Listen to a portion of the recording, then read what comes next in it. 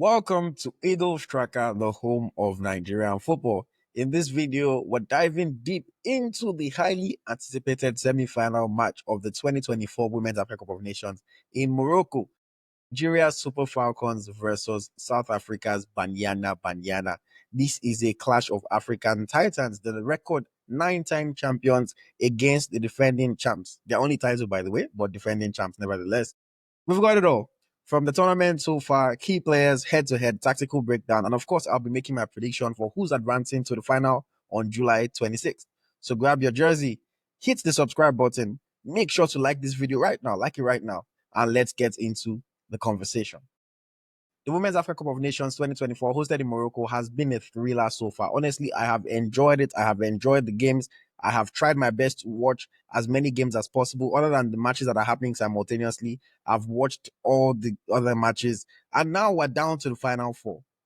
Nigeria and South Africa face off on July the 22nd in Casablanca at the Labi Zaouli Stadium with a spot in the final on the line. But there's more at stake as well. There's pride, there's bragging rights, there's extra money, and there's a chance to solidify their status as Africa's best. Nigeria with 9 titles are the historical juggernaut as far as the WAFCON is concerned, while South Africa, winners in 2022, their first and only title, are looking to defend their crown and prove that maybe, just maybe, they are the new queens of African football. According to the latest FIFA Women's World Rankings, Nigeria sits at 36 globally. Nigeria is the highest ranked team in Africa. Experience at the 2023 World Cup, the Olympics, etc. have shown that Nigeria can compete with top teams around the world. While South Africa are ranked 50th globally and Africa's second highest ranked team. Their 2022 WAFCON win, of course, helped, and their consistent performances against African nations make them a force. But in reality, they trail Nigeria as far as global stature is concerned.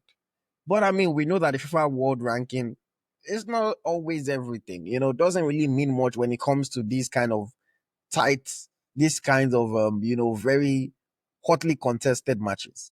So let's break down how both teams got to this point. How did they reach the semi-final? Nigeria, the Super Falcons, have been a defensive fortress. They top Group B with 7 points, 3-0 win over Tunisia, 1-0 over Botswana, and a goalless draw versus Algeria. Then in the quarterfinals, they obliterated Zambia 5-0 with goals from Osinachi Hale, Esther Okoronkwo, Chinwendu Hezuo, Oluwatosin Dimei, and Falashade Jamilusi. Most impressive thing about Nigeria in this tournament so far, they haven't conceded a single goal in all 4 matches. Coach Justin Madugu made bold changes for the Zambia game. He benched players like Oshoala. He brought in players like Okoronkwo that delivered, played Falashade Jamilusi from the start, played Ihozo instead of Babajide. He's mixed things up. He's kind of having this knack for being a little bit unpredictable. And it's been working so far, so long may it continue. The Super Falcons' ability to score from set pieces and maintain clean sheets definitely make them a nightmare for any opponent. Now, South Africa, the defending champions. They've been good in this tournament, but they haven't been great in my opinion.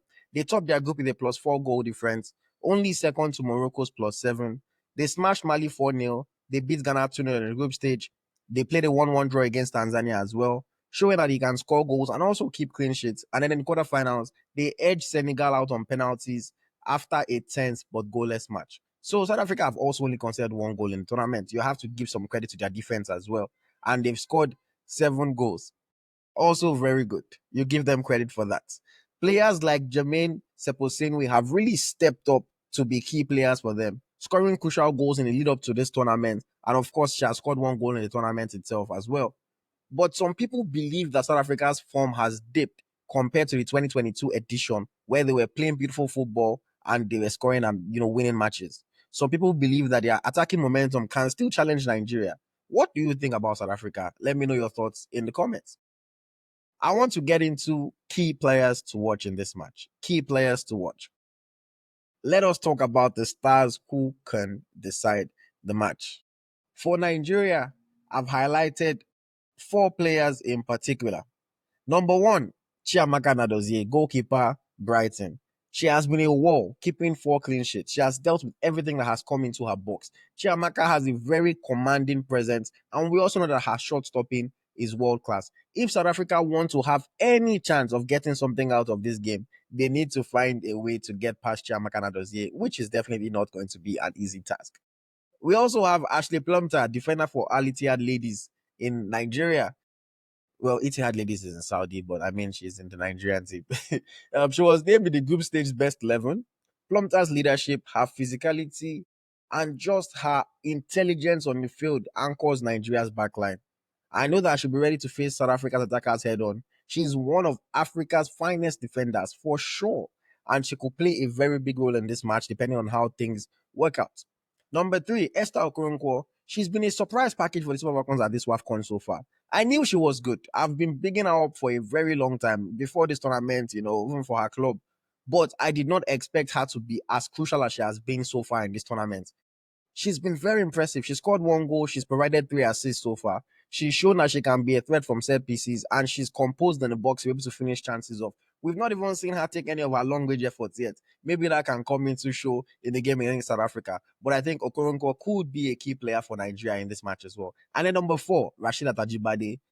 No club right now, but we know she's going to go somewhere impactful after the tournament. The Super Falcons captain burst into life in the quarterfinal against Zambia after finally being played in her favorite position. I think she could lead the team to another monumental victory. Also, she has scored in 2 of Nigeria's last 3 matches against South Africa.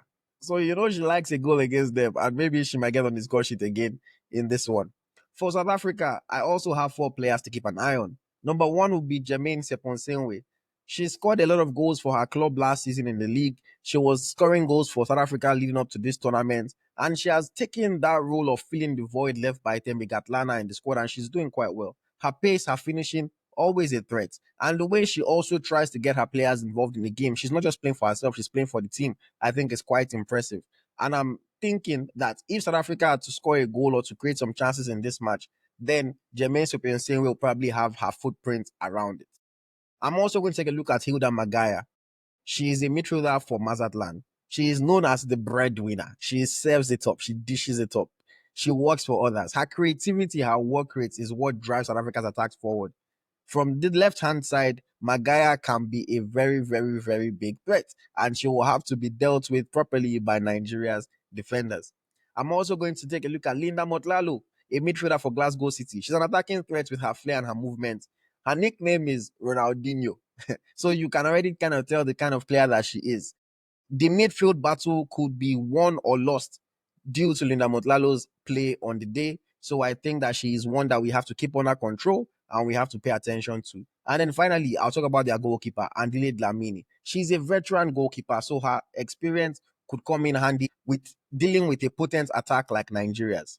If South Africa is supposed to get anything out of this game, then Andile Dlamini will have to be at her best because we know that the Nigerian attack is no joke. So there you have it. South Africa's attack relies heavily on Sepensewa and Magaya, but Nigeria's defense is yet to crack in this tournament at all. Let's now look at some key player matchups that could also help to decide this game. The semi-final is always going to be a tough encounter, and it could come down to individual battles. So I picked out 3 individual battles that I think could decide this game. Number 1 would be Osinachi Ohale versus Jermaine Seponsenwe. Ohale's physical defending will be tested by Seponsenwe's speed and dribbling. But if Ohale is able to neutralize her, South Africa's attack could honestly very, very, very much be stalled. And they might not be able to create any chances or have any shots on target. So I think Ohale might have a really big role to play in that match. I'm also going to take a look at Michelle Alozie versus Hilda Magaya. Magaya's ability to create chances, to work in tight spaces, will challenge Alozier's defending. If Alozie cannot handle her, then she might be able to create a few chances for South Africa to find the back of the net. But again, Alozie could also have the help of her teammates to make the job a little bit easier for her. And if Nigeria just dominates the match completely, then Magaya might not even be able to get the ball in that much space or with that much time to go against Alozie. But I think it is one to watch. And then finally, I'm going to talk about Rasheedat Ajibade versus Karabo Dlamini. Nigeria's captain and winger Ajibade loves to play from the wide areas, loves to create for her teammates. Her pace and her strength are a threat to any defender around the world, period. So Dlamini will have to stay tight and will have to be alert at all times to stop her crosses, to stop her shots. If she can't control Ajibade, it could spell doom for South Africa like it did previously, especially when Nigeria defeated them in the Olympics qualifiers. I think these matches will be critical. These matchups will be critical. Nigeria's defensive discipline is something that will be very important, but South Africa will try to use their quick transitions and their skillful players to move the ball around and to be dangerous. Let us dive into the head-to-head history and see how these teams have fared in the past. Now, historically, Nigeria versus South Africa is a storied rivalry, not only on the women's side, but also on the men's side. We'll focus on the women for today. Nigeria has dominated historically. Nigeria has won 9 of the last 12 meetings between both countries across all competitions. I think the most memorable one in recent times was the 2018 WAFCON final where Nigeria defeated South Africa, claiming their 9th title. And now we probably have to defeat South Africa again to claim the 10th one. However, South Africa got their revenge in 2022 in the group stage when they defeated Nigeria 2-1. Unfortunately, Oshoala got injured early in that match, but they scored in that game. You know, if you watch the WAFCON or if you follow the Super Falcons, you remember that match and how it went. Nigeria, although recently beat them in the 2024 Olympics qualifiers, so it's been back and forth in the recent matches. South Africa in 2022 winning the entire WAFCON proved that they can upset big teams and then they can climb to the top of Africa. But Nigeria's experience in matches like this, Nigeria's storied history in the WAFCON, Nigeria's dominance in the WAFCON makes them to have a psychological edge coming into this match. And of course, the big win against Zambia definitely helps as well. I want to get into the tactical setups, how I think both teams could set up on the field in this game. Nigeria, under interim head coach Justin Madugu, typically plays with a 4-2-3-1, 4-3-3 formation. The strength in the back line is obvious, led by Plumter and Ohale with Inadozie in goal. The double pivot of Halimatu Wainde, and frankly, whoever he chooses to partner her with. My preference would be Christy Uchebe, but he can play Abiodun there, he can play anybody else. That pivot is going to be very important and helps to cover the defense while also moving the ball forward to the more creative, more dangerous attacking players, allowing players like Ajibade and Okoronkwo to push forward, to be creative and to be lethal. Nigeria can be very good from set pieces. We saw it in the first game, he scored from a set piece. We saw it in the game against Zambia, 2 goals from set pieces. So that's something that the Super Falcons will and can try to take advantage of. We know that South Africa don't have the tallest players, don't have the most physical players. No, they prefer playing the ball on the ground. They prefer playing a fancy style of football. So maybe that is an area, an avenue for the Super Falcons to win the match. South Africa, coached by Desiree Ellis, plays with a 4-5-1 or 4-1-4-1 formation, emphasizing quick transitions. Jermaine Sioposenwe leads the line, supported by Hilda Magaya and Ramalepe in attack. Their fullbacks like Dlamini like to push high to stretch the defenses, but that could also leave gaps for Nigeria's counter-attacks with the pacey Okoronkwo or Ajibade.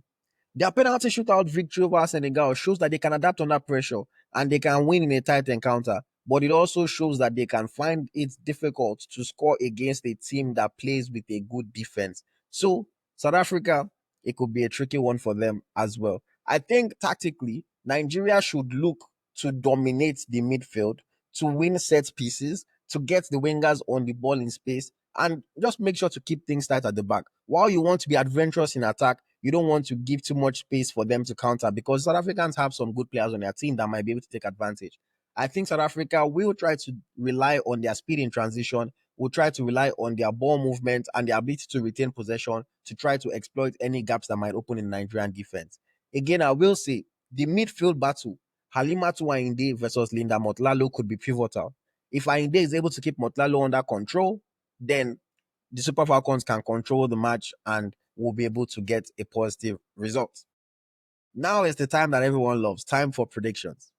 Nigeria's defensive record, 0 goals conceded, and their 5-0 thrashing of Zambia, in my opinion, has to make the Super Falcons to be favorites for this match. Their experience in semifinals is unmatched. However, South Africa have that attacking flair, and they've done well in this tournament so far. So they are no pushovers by any means. They're the defending champions. They will want to fight for their crown. The performance against Senegal, however, did not impress me at all. Honestly, I was watching that game and I said, wow, is this the Banyana that I'm supposed to be scared of? So I am going to go with a 2-0 victory for Nigeria in a relatively tight match. I expect South Africa to not just come and lie down for the Super Falcons to run over them. but I don't think that they'll be able to breach Nigeria defense based on what I've seen. And I think that the Super Falcons will be able to find moments and get something past them. I think Ajibade would score a goal in the game, maybe from penalty spot, and then we can maybe get another goal from a set piece. I think it will be a tactical match, it will be a tight match, and it will be a match about moments. I could be wrong, but that's how I feel based on all the analysis and research that I've done about the two teams. How do you feel? What do you think will happen? What is your own score prediction? Let me know in the comments, and of course, I will engage with you as always. I am excited for this match. I am looking forward to it. And that is my preview of Nigeria versus South Africa in the WAFCON 2024 semifinal. It is set, the stage is set for an epic battle between two African giants. Will Nigeria move on to the final for a chance to reclaim their throne? Or will South Africa get the chance to defend their title? Catch the match on July the 22nd at 5 p.m. Nigerian time. Make sure to follow us on Instagram at EaglesTracker NG for updates even leading up to the game. And of course, subscribe to our channel here for post-match analysis. And make sure you do not forget to like this video before you leave. Share your thoughts in the comments. Who's winning this one? Thank you for watching, and I will see you in a post-match show after the game. Bye-bye.